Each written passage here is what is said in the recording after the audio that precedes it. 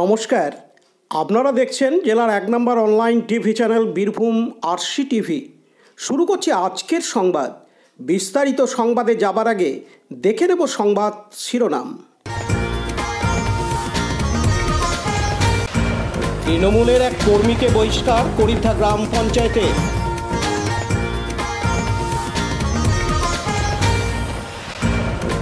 করিদ্ধা গ্রাম পঞ্চায়েতের 2 বিজেপি সদস্যের তৃণমূলে যোগদান। মোরারই থানায় আদিবাসী মহিলাদের বিক্ষোভ ও ডেপুটেশন।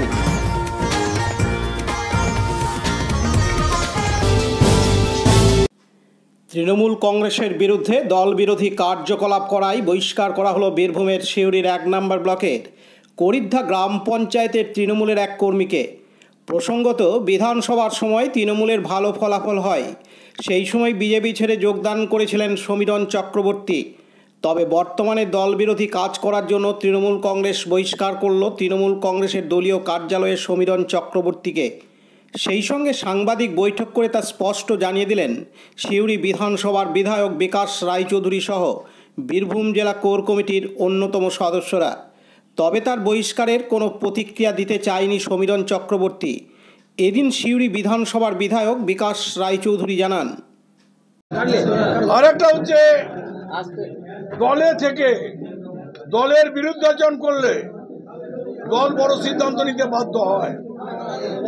সমীরণ চক্রবর্তী, যার ডাক নাম শঙ্কু, সে তৃণমূল কংগ্রেসে বহুরূপী হিসেবে ছিল, তাকে আগেও সতর্ক করা হয়েছিল। এবারে ভোটে আমরা ভালোভাবে প্রমাণ করেছি। বিজেপির এক নেতার সঙ্গে তার কথা হচ্ছে, কথোপকথন, তার অডিও আমার কাছেও পৌঁছে গেছে। সুতরাং সেই লোক তৃণমূল কংগ্রেসে আর জায়গা হতে পারে না তার। তাই আজকে সিদ্ধান্ত ব্লক কমিটি, আমার করিদ্ধা অঞ্চল কমিটি সিদ্ধান্ত নিয়েছে, তাকেও আজকে দল থেকে বহিষ্কার করতে হবে। এই রকম বেঈমান লোকদের দলে রাখা চলবে না, তাতে দলের ক্ষতি হবে। আজকে তাই এ সিদ্ধান্ত না হয়েছে, তাকে দল থেকে বহিষ্কার করা হলো। ব্লক কমিটি এবং অঞ্চল কমিটি সিদ্ধান্ত মোতাবেক কর্মীদের মর্যাদা দেওয়ার জন্য। পদে ছিল না কিছু, কিন্তু ধান্দা ছিল পদ। আমরা তো বুঝি রাজনীতিতে জীবনটা কম নয়। বলেছিলাম আরো দেখি আরো দেখি আরো দেখি, কিন্তু সংশোধন হয়নি। আজকে বিদায় দিলাম। পার্থ দাসের report, Birbhum RC TV, Suri. এখন বিজ্ঞাপন বিরতি, ফিরে আসছি বিরতির পর। সব থেকে ভালো চিকিৎসা সবচেয়ে কম খরচে, সবচেয়ে কম খরচে। সব থেকে ভালো চিকিৎসা সবচেয়ে কম খরচে, সবচেয়ে কম খরচে। বিশ্বমানের স্বাস্থ্য পরিষেবা মিলবে দিনে রাতে, বিশ্বমানের স্বাস্থ্য পরিষেবা মিলবে দিনে রাতে। মণি মহেশ হসপিটাল, মণি মহেশ হসপিটাল, মণি মহেশ হসপিটাল, মণি মহেশ হসপিটাল। মণি মহেশ হসপিটাল, দুবরাজপুর, বীরভূম।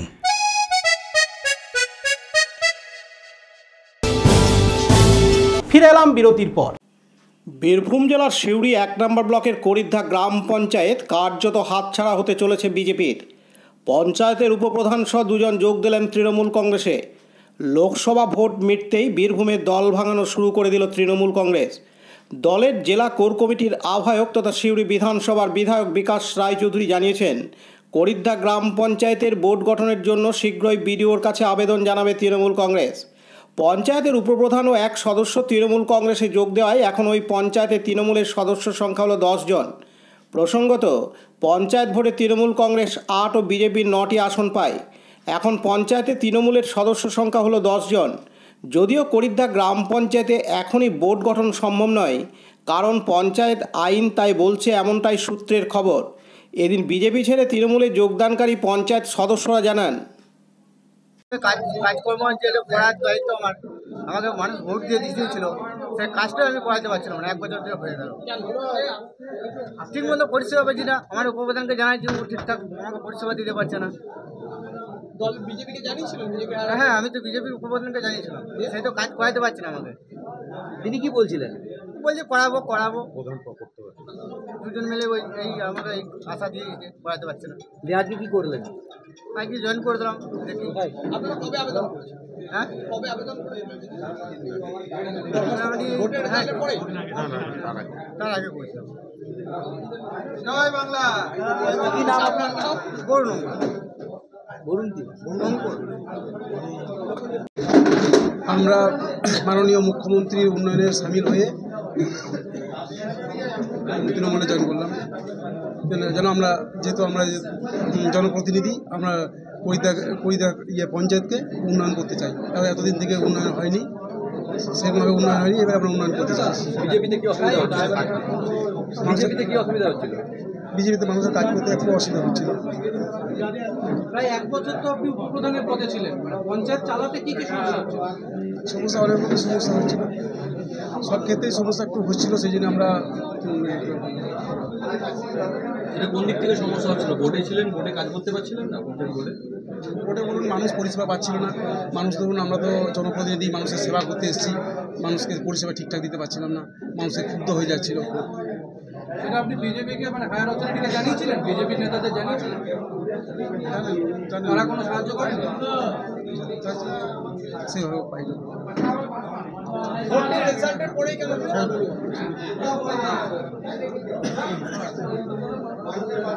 জয় বাংলা। কি নামটা আপনার? সঞ্জীব বাগ। আপনি কি পদে ছিলেন? উপপ্রধান, হ্যাঁ, পঞ্চায়েতের উপপ্রধান, কোন পঞ্চায়েত? কৈদা পঞ্চায়েতের উপপ্রধান। এ প্রসঙ্গে বীরভূম জেলার বিজেপির সাংগঠনিক সভাপতি ধ্রুব সাহা বলেন, দেখুন, তৃণমূলের চতুরতার তো শেষ নেই। এখন এরা সংখ্যা বেশি পেয়েছে পশ্চিমবাংলার নিরিখে, আর সেই কারণে এই ধরনের ঘটনা ঘটাচ্ছে। আর আমাদের হতদরিদ্র গরিব পরিবার থেকে পঞ্চায়েতের মেম্বার হয়েছে। স্বাভাবিকভাবে এদের শিক্ষা দীক্ষা একটু কমও আছে। যেরকমভাবে গরিব মানুষদেরকে প্রলোভন দিয়ে যেরকমভাবে বোঝাবে, এরা বুঝতেও বাধ্য হচ্ছে। কিন্তু পরিস্থিতি এরকম হয়নি যে তৃণমূলে যেতে হবে। ভারতীয় জনতা পার্টির সরকার হয়েছে, দেশের প্রধানমন্ত্রী নরেন্দ্র মোদী হয়েছেন, এবং দায়িত্ব নিয়ে আমি বলছি, এই পঞ্চায়েত এখনো যায়নি। পঞ্চায়েত কিন্তু এতদিন বিজেপির মেম্বাররাই চালিয়েছে, সেজন্য মেম্বাররা যেরকম ভেবেছে সেরকম করে চলেছে। এবার বিজেপি পঞ্চায়েত চালাবে। স্বাভাবিকভাবে মানুষের যাতে পরিষেবা অসুবিধা না হয় সেই বিষয়ে ভারতীয় জনতা পার্টি দায়বদ্ধতা থাকবে। মানুষ বিজেপি পদ্মফুল সিম্বলকে দেখে ভোট দিয়েছে, কোনো নেতাকে এবং কোনো নেতার এলাকা দাখিল করার জন্য, এলাকা দখল করার জন্য ভোট দেয়নি। সুতরাং যারা ভাবছে যে আমরা চলে গেলে বিজেপিটাই শেষ হয়ে যাবে, তারা মুখ্য স্বর্গে বাস করছে। বিজেপিই বাংলার ভবিষ্যৎ, বিজেপি বীরভূমের ভবিষ্যৎ। তৃণমূলের শেষের শুরু এই প্রধানমন্ত্রী ঘোষণা নিযুক্ত হওয়ার পরে হয়ে গেছে। অতি সত্বর তৃণমূলেরও ভাঙন শুরু আমরা করব। অন্যদিকে তৃণমূলের জেলা কোর কমিটির আহ্বায়ক তথা সিউড়ির বিধায়ক বিকাশ রায়চৌধুরী বলেন, আমাদের করিদ্দা অঞ্চলের উপপ্রধান সঞ্জীব বাগদি, সে আমাদের দলের কাছে আগেও দলের আমাদের নেতৃত্বের কাছ সঙ্গে কথাবার্তা বলেছিল, এবং সে লিখিত একটা তৃণমূল কংগ্রেসে যোগদানের জন্যে একটা আমাদের কাছে দরখাস্ত করেছে। সেই দরখাস্ত, তার বক্তব্য হচ্ছে বিজেপি দলে আর থাকতে চাই না, দ্বিচারিতা। বাংলার উন্নয়নের কারিগর হচ্ছে মমতা ব্যানার্জি, অভিষেক ব্যানার্জি, তৃণমূল কংগ্রেস, এবং আমি মানুষের জন্য কাজ করতে চাই। তৃণমূল কংগ্রেসে যোগদান করার আহ্বান জানাচ্ছি, আমাকে সুযোগ দিন। আমি আপনাদের সেই সুযোগ গ্রহণ করতে চাই এবং সেই দরখাস্ত পরিপ্রেক্ষিতে আমাদের আজকে নেতৃত্বের সঙ্গে আলোচনা করে সিদ্ধান্ত নিয়েছি ওদেরকে তৃণমূল কংগ্রেসে যোগদান করার আজকের দিনটা ঠিক করেছি। আর বরুণ অঙ্কুর সেও আমাদের দরখাস্ত করেছে এবং তার দরখাস্তের পরিপ্রেক্ষিতে আজকে তাদের তৃণমূল কংগ্রেসে আমরা যোগদান করার এই জায়গায় আমরা ব্যবস্থা করেছি।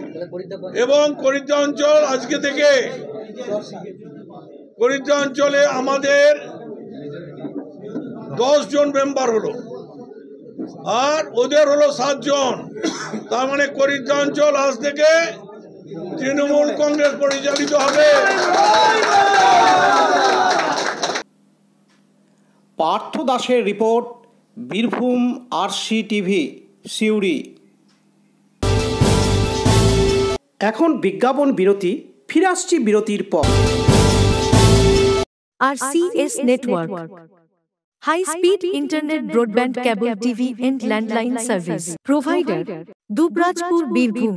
আমাদের এখানে পাবেন BSNL, RailTel, city alliance, NGO ফাইবারের internet, cable TV and landline টেলিফোনের কানেকশন নিতে যোগাযোগ করুন। দুবরাজপুর 0346229627 7449000072 9732202011 8207037404।